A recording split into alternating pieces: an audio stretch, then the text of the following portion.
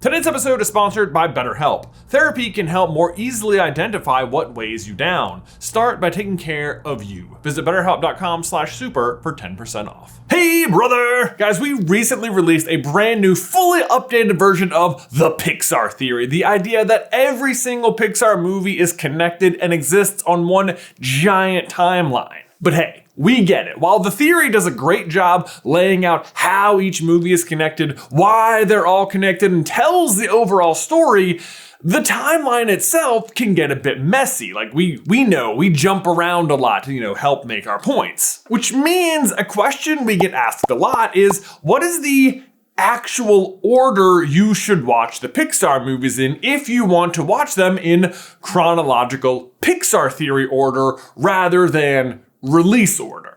And today, that's exactly what we're going to break down for you. How to watch every Pixar movie in chronological order. Or, as we like to call it, the Carlin Order. Pixar Theory, the Pixar Theory.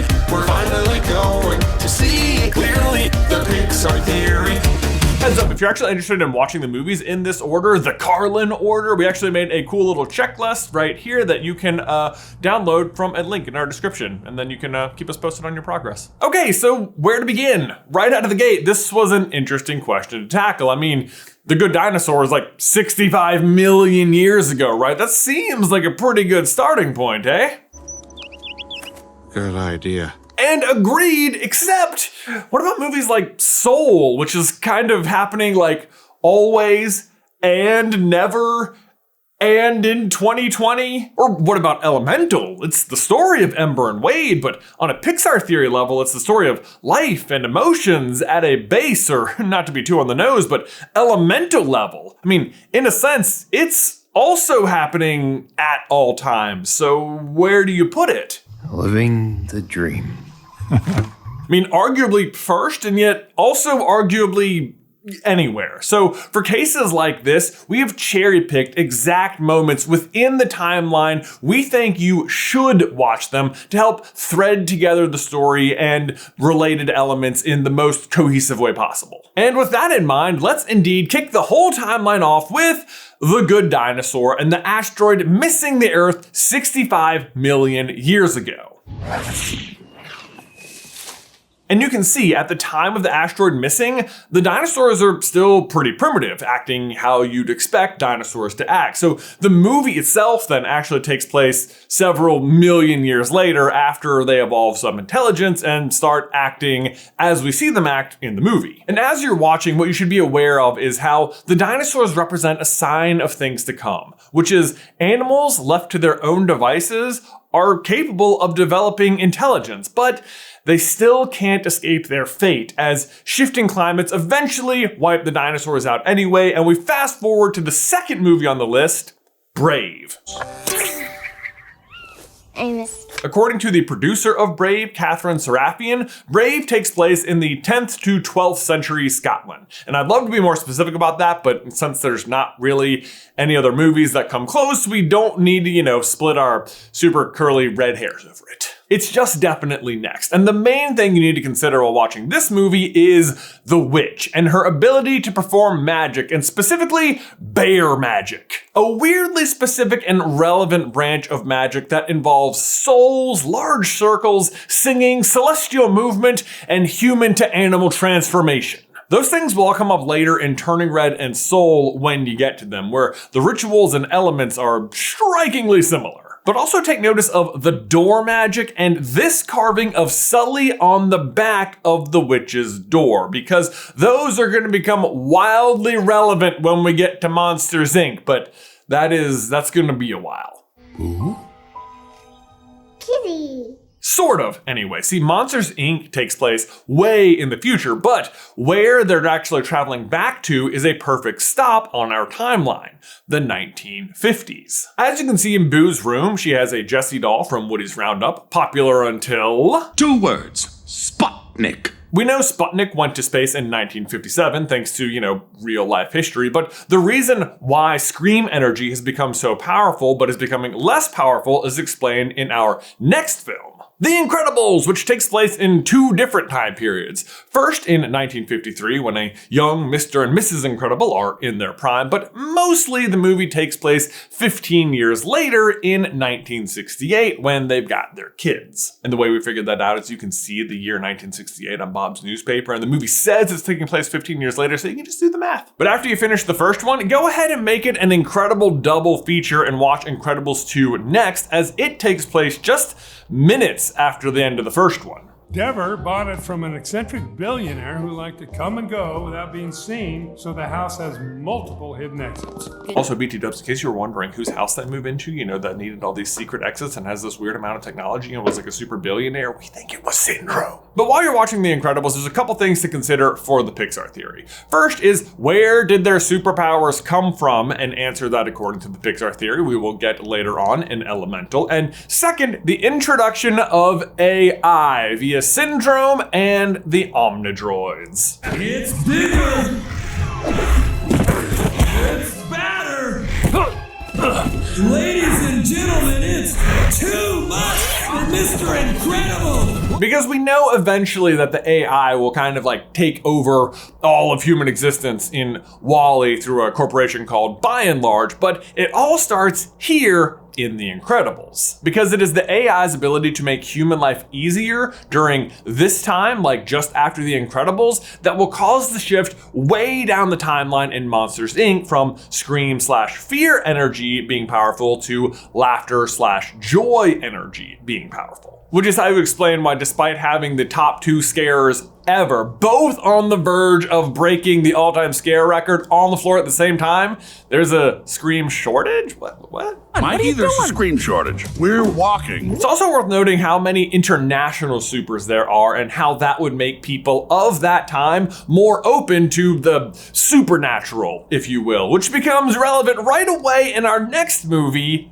Luca. Now, dating when Luca takes place is tricky. It's definitely in 50s to 60s Italy, but when specifically is harder to determine because, like, on the one hand, this woman right here is watching a real life movie. It's called Big Deal on Madonna Street, which came out in 1958. So it has to be happening at least that late. But then in the credits, there's an illustration of Luca and Julia watching the moon landing, which happens in 1969. So then it has to be happening as late as 1969? Honestly, it really comes down to whether or not you count that illustration as canon or not. Either way, it doesn't cause a huge problem. This is still the order you should watch it. And I'm personally open to the 1969 date personally because it means the people of Porto Rosso have had more time to be exposed to supers, which helps explain their light speed acceptance of the sea monsters at the end of the movie, despite having a fountain of someone killing them in the middle of town. But moving on, our next movie is a fun one because we just talked about movies in movies, and now we get to watch one of them. Lightyear! Terrain seems a bit unstable. The year is now 1995 and toy manufacturers didn't create enough product to meet demand.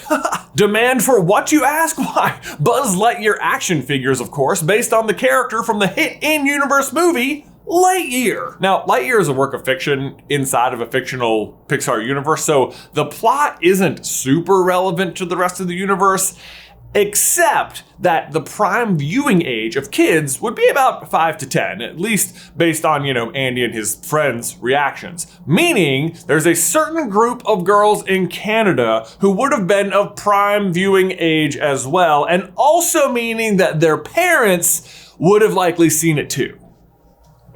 Assuming Meg's mom let her do anything fun ever. I'm telling your mothers! And as we suspect that Abby in Turning Red is the daughter of Boo herself, then Lightyear may have sparked some time travel ideas for her, but we'll get into that later. Next up on your viewing schedule, though, after Lightyear, as you might expect, we head straight into Toy Stories 1 and 2. Toy Story came out and takes place in 1995. You can even see the registration date on Mrs. Davis's car. And Toy Story 2 seems to take place the following summer in 1996, based solely on Molly's walking progress as a toddler. Now, there's nothing too super massive to take note of while you enjoy, Woody and the gang, other than that the space programs are up and running and the world is fascinated by space travel. And just remember that in the Pixar universe, it is human memory that is capable of granting life to things. So the toys serve as a really amazing example of this. Now, the next movie on your agenda might kind of surprise you, but it's actually A Bug's Life. This is another movie that could probably go just about anywhere and doesn't have massive repercussions, but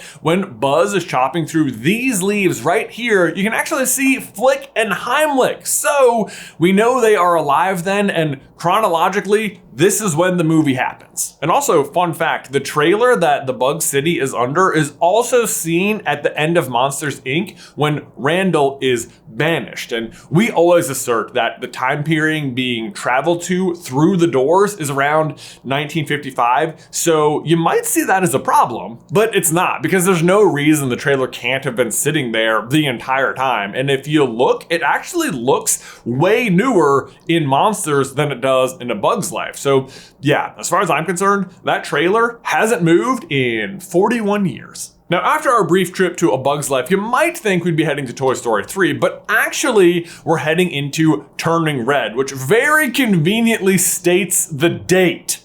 People still talk about Pandapocalypse 2002. Now, the main thing to consider while you're watching Turning Red, like we mentioned before, is the way the bear magic works. Similar to Brave, there's a time-based celestial event, the red moon or the sunrise. There's chanting in a circle, and most importantly, a woman turning into a bear. I mean, it's just too similar for them not to be connected. And then there's Abby, May's friend, whose overall flowery outfit, age, and Asian descent marks her as an amazing candidate for being one of Boo's family members, if not just outright daughter. Which is really important because after Pandapocalypse, I am sure that as her mom, she had all kinds of questions for May's parents about how it works and how safe her daughter was, and geez, what on earth is she going to do with that kind of magical information? They gave her the ability to harness her emotions, to transform into a powerful, mystical beast. But anyway, that finally brings us to Toy Story 3 and 4, both of which take place in 2007. You can tell because Andy turned 6 in Toy Story and is now leaving for college at the age of 18, so math, it's 2007. And also Andy leaves for college, and then in Toy Story 4, Bonnie is starting kindergarten, so those two things are going to happen at about the same time. But 2007 was apparently a big one for the Pixar verse because it's also the year Up is happening. And the giveaway is actually this little girl right here watching the floating house go by, who also attends Sunnyside Daycare. Look, she even has a Lotso toy. And that's not even the only connection. Back in Toy Story 3, you can also spot this mysterious postcard from Carlin Ellie on Andy's bulletin board. Mysterious because it is addressed to Carlin Ellie from someone named Emma Jean, and yet Andy has it? Now, fun fact, I actually managed to ask Pete Docter himself about this once upon a time, and he told me that Emma Jean was Carl's former love interest before he married Ellie, an answer according to almost every comment on that video that he made up on the spot, which I'll admit, he probably did. But like, what else do you want from me? I made it to the director. You're welcome. Jeez. That's why I shouldn't read comments on 9-year-old videos. Anyway, after Up, pour yourself a glass of wine and grab some cheese because it's time to watch Ratatouille. Now, to tell you, this one was tricky to place, but we cracked it. You get a brief look at a blurry calendar in Linguini's apartment. It is clearly Septembre, but what year? Sorry, that was French for September. And yes, I can hear you guys saying there's a date in the will and it says it was 2 years after that and it was in 2001. And I defy you to go back and tell me whether that was a 2001 or a 4 or a 6. You can't make out the last number. It's just a smudge. We know about the smudge! What do you think we do all day, man? But y'all want to take a brief pause right there to let you know about today's sponsor, BetterHelp. Because you know that feeling when you're carrying too many bags at once and you're like, I can make this in one trip, and then you immediately regret it because you ordered a watermelon and a gallon of milk, and well, that's basically how most of us are handling our emotions. Ew, I don't want to hear about your nerves. Or at least I am, but I swear I could make it in one trip. Are you kidding me? But therapy is like finally setting the bags down, and the relief that can come from setting everything down helps in more ways than one. Sometimes it's rediscovering your interests, your own sense of humor or laughter, or even just realizing that beneath it all is a you that you really adore. The kind of guy who could make it in one trip. That's been my own experience with therapy. Like, for example, working through things has gotten me back to swimming for the first time in my adult life. And that changes how I kick off my days, how I see myself in the mirror, and just a general sense of accomplishment that I can carry around with me. Turns out you can carry a lot more groceries when you're swimming to the door. There's a metaphor in there somewhere. BetterHelp has therapists that are fully licensed in the US to help you do the same. Plus, BetterHelp makes it easy to get matched online with a qualified therapist. So sign up and get 10% off at betterhelp.com/super. That's betterhelp.com/super. Link is in the description down below. Also, don't forget, if you want to try and watch everything in the Carlin Order, we have a link to the checklist down in the description below. Good luck. Great news, the smudge doesn't matter because we have access to a calendar. We can't see what year the calendar is, but we know that the month of September starts on the upper leftmost square, which means we can figure out the year, especially since we know it's like around 2007, 2008. Era. The real trick was realizing that European calendars start on Monday, not Sunday, or lundi in French, meaning we could actually zero in on, wait for it, 2008. Booyah! Or I guess, voila. That's French for booyah! I think. But really, what you need to notice about Up and Ratatouille is the consistent way in which animals are able to gain intelligence when left to their own devices or given their own speech devices. My name is Doug. I have just met you, and I love you. But either way, you know what? They learn to cook. Epsilon is the finest chef I've ever had. And they're not the only animals either. We also have the stars of our next two movies, Finding Nemo and Finding Dory. And look, I know what you're gonna say. Peach clearly reads out the name of the Aquascum 2003. The Aquascum 2003 is an all-purpose, self-cleaning, maintenance-free saltwater purifier that is guaranteed to even extend the life of your aquarium fish. Stop it! The same year in which the movie came out. How does Finding Nemo not take place in 2003? Shouldn't we have watched this one right after Turning Red? You think we don't know about the Aquascum 2003? What do you think we do all day, man? It's like how in Harry Potter, he gets the Nimbus 2000 even though it's 1991 in universe. And then next year, Draco gets the Nimbus 2001, even though in universe it's 1992. They don't have to match. Those are the right dates in Harry Potter, right? Yeah. Yeah, okay. Nailed it. And look, I would have agreed with you about the Aquascum 2003 if not for one thing. In Finding Dory, you can spot none other than Riley Anderson at the aquarium. And Inside Out takes place in 2015, meaning it has to be at least 2015 in Finding Dory, which takes place 1 year after Finding Nemo, meaning it has to be 2014 in Finding Nemo.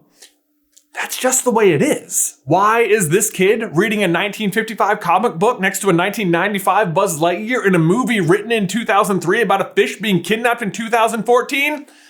I don't know. But have you ever been to a dentist's office? The highlights magazines are always out of date. I can no longer find the hidden object because 1,000 kids before me have circled where they are. Look, I found all three differences.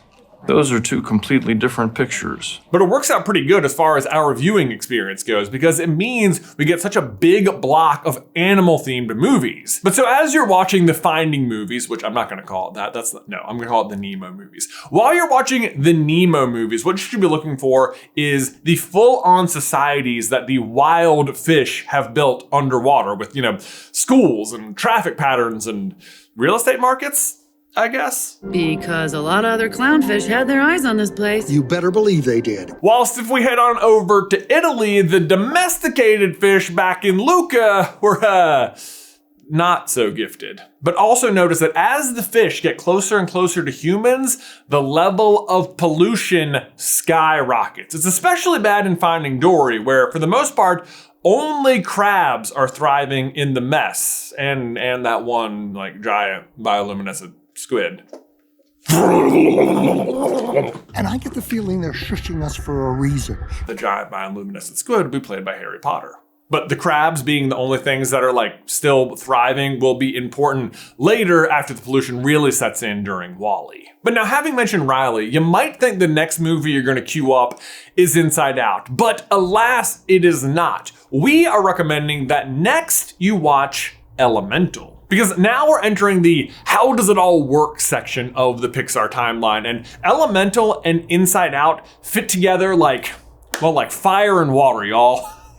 Which is better than it sounds. Now again, Elemental could pretty much be happening at any point in history, but as the elements seem to be the very base DNA of the emotions, it seems appropriate to watch their origin before we dive into Inside Out. And I know DNA might not be the real life source code for emotions, but it is the source code for the power of emotions, at least in the Pixar universe. And you see this when Ember's mother does the whole matchmaking ceremony where a successful pairing is revealed thanks to the two lit branches creating a double helix in their smoke, just like a strand of DNA. But it's way more than that. The big thing to look for in Elemental is the spheres and the colors. The spheres in particular show up in vitally important moments in the film and usually represent a deeply emotional moment, like a core memory. Take, for example, Ember's joy visiting the Vivisteria tree, the reflection of the bridge over top of Wade and Ember, and the glass orb Ember makes for Wade that serves as the physical representation of their relationship. And the orbs will make even more sense when you pop in your next installments to the Chronological Order, Inside Out and Inside Out 2, where we see that everyday interactions produce what? A collection of emotionally infused orbs inside Riley's mind. And the emotions all pretty appropriately color match scenes in Elemental, where yellow is joy, blue is sad, anger is red, purple is fear, and green is disgust. Nothing weird going on here. Just a little pruning. One scene in particular you should really take notice of in Elemental, though, is the scene behind Ember and Wade when they are underneath the bridge. Their touching hands could, one, represent complex memories that are both joy and sadness, for example, at the end of Inside Out 1 and 2, but also take a look at the city behind them, because it will pair up awesome with the long-term memory of Riley's mind and the city of the dead as we travel beyond the Inside Outs and into Coco. But that brings us to Coco, and according to Lee Unkrich, who was the director, it is set in the present day of when it came out in 2017, and Coco is an awesome representation of how memory keeps things alive and gives life. Because in Coco, we see Miguel travel to the land of the dead, where generations of deceased Mexican people are able to live on in the afterlife as a skeleton, as long as a living person still has at least one memory of them. But if that final memory orb fades, you experience what is known as the second death and are truly gone to the great beyond, an idea we will see replicated in Soul. You're more than welcome to opt out. And keep in mind this power of human memory as we move forward, particularly into WALL-E, where the passengers of the Axiom's memories of Earth start bringing it back to life. But actually, before we get to WALL-E, first we have Elio, the next movie in our lineup. Elio takes place in 2025 and continues the story of humankind's fascination with space. Elio himself meets aliens and serves as the ambassador for Earth with the Communiverse, an adventure that involves him being cloned with a very powerful and important material: cloning clay. Just add a small sample of your DNA and boom, you're copied. But here's the real trick. What if they took your DNA off of a physical form that wasn't you. Like, say, your DNA, but on your car. He did what in his cup? Booyah! World of Cars. For all of you French people out there, voila! World of Cars. You're welcome. Full transparency, before Elio, Cars was the hardest part to fit into the Pixar Theory. But now, it is beautiful. What happens is the human race is in trouble. Elio is capable of asking for help from the Communiverse, and they send it, but it's too late. The humans have left for space, so the clay just goes looking for DNA and finds it. Or if you're French, Ka-choo! I didn't know what I was gonna say when I started that sentence. What was that? Ka-choo! Up and away, Web! Ka-choo! Everyone in France is still subscribing. And what to be aware of as you watch the 3 Cars movies, which are the next 3 that you should watch, is that the Cars movies are actually happening like in the middle of the events of WALL-E. First, the humans pollute the planet, then they leave, then the Cars movies happens, then the WALL-E movie starts. But the event that led to WALL-E actually happens before Cars. You got that? Does that make sense? The Axioms and the Star Cruisers are gonna leave in 2105. They abandon the cleanup campaign like 5 years later. The Cars' occupation of Earth will start sometime after that, with some year gaps between the films, since there's time to win, several piston cups between Cars 1 and 2, and then, several more between 2 and 3. He did what in his cup? The DNA of Lightning, by the way, at least according to our own theory, was none other than the actor who played Buzz in the Lightyear movie, a human who this truck driver in Finding Dory was a fan of. And actually, that whole theory is based on a reference to Steve McQueen, a namesake for Lightning and a real-world actor / race car driver, and all around just cool dude. But the other cool thing about the Cars actually being cloning clay is that when they finally disappear, they turn into compost, which is good for growing things, which is great because the Earth really needs that heading into WALL-E. Feel free to spread me over a plant as nutritious fertilizer. But we're actually not at WALL-E yet, because this is where we recommend you watch Soul. Soul is a really odd movie timeline-wise, as time itself doesn't really follow any rules in The Great Before or Great Beyond, meaning it's happening like always and never, but then also in 2020 as far as like the New York City scenes are concerned. So if you really wanted to, you could watch this after Coco and before Elio. That is chronologically where some of the movie takes place, and it would still fit nicely after Coco, as you can see how other cultures experience death and the Great Beyond and all that. But I think it's more satisfying to see where or in who 22 lands at the end of the movie, which obviously not confirmed or anything, but we like to think that it's WALL-E. Like, they both have a penchant for collecting random human junk. They have a spark for life, and you can't deny WALL-E's love of Earth. Like, don't forget how powerful human memory is and its ability to make stuff grow. WALL-E is all alone, and the only plant on Earth is growing in a fridge away from sunlight right next to him? No way! Unless he has that power, which he could only have if he has a soul. And besides that, Soul ends with 22 jumping to Earth, and WALL-E starts by zooming in on Earth. I mean, Coincidence? I think not. Exactly, Bernie. Don't Bernie me. Exactly, Bernie, exactly. But from there, we do like WALL-E do and head for space. For Onward. Onward was another one that seemed tricky to place. From the very first trailer, where we saw there are 2 moons, but the good news is it's the Pixar universe, not the Pixar planet. Now you might wonder how we found a date for Onward since it's on another planet, but this is one of my favorites. The important thing is really just that it happens after the Axiom leaves, because as I'm sure you know, the Onward planet used to be full of magic until they discovered technology. But what always bothers me about the technology in Onward is that the technology is all insanely similar to Earth technology. And it's not just our tech. It goes right down to highway infrastructure, kids' party restaurants. Like how is their culture so the same as ours? Well, I'll tell you how. It's because they learned all the tech from Earth after one of the other star cruisers crashed on their planet. Oh, you don't believe me? Well, you don't have to, because you can literally see the ship in the distance, now covered in hundreds of years of nature, appearing as the oddly familiarly shaped Raven's Peak. Familiarly.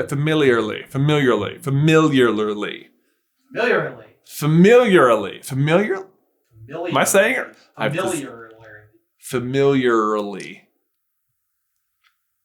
It's starting to lose meaning. But if you're keeping track on your big list of Pixar movies, that leaves us with just 2 movies, and I'm sure you know what order to watch them in. First, Monsters U, and then Monsters Inc. The monsters are what become of the humans after they return to Earth. The theory being that once the surface is safe again, the sea monsters also reemerge above the surface, where, of course, they look just like people.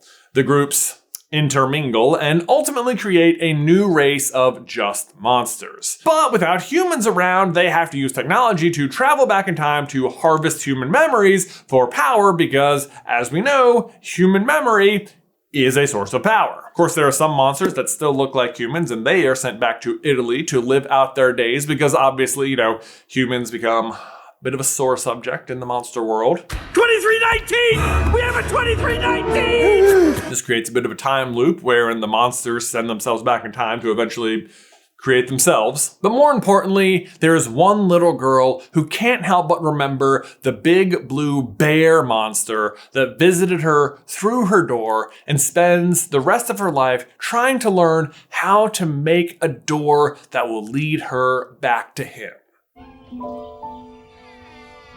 Ooh. Kitty. And that is the order you should watch the Pixar movies in.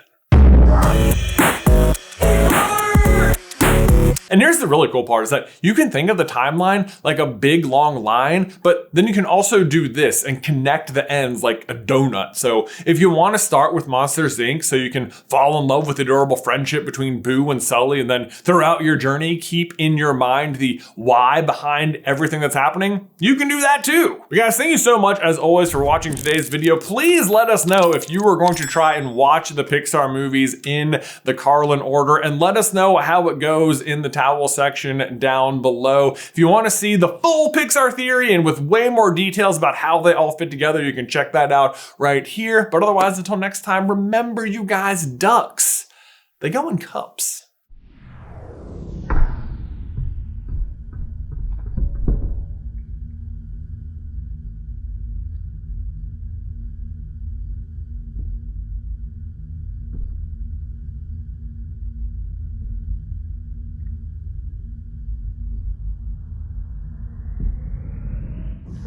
Yeah!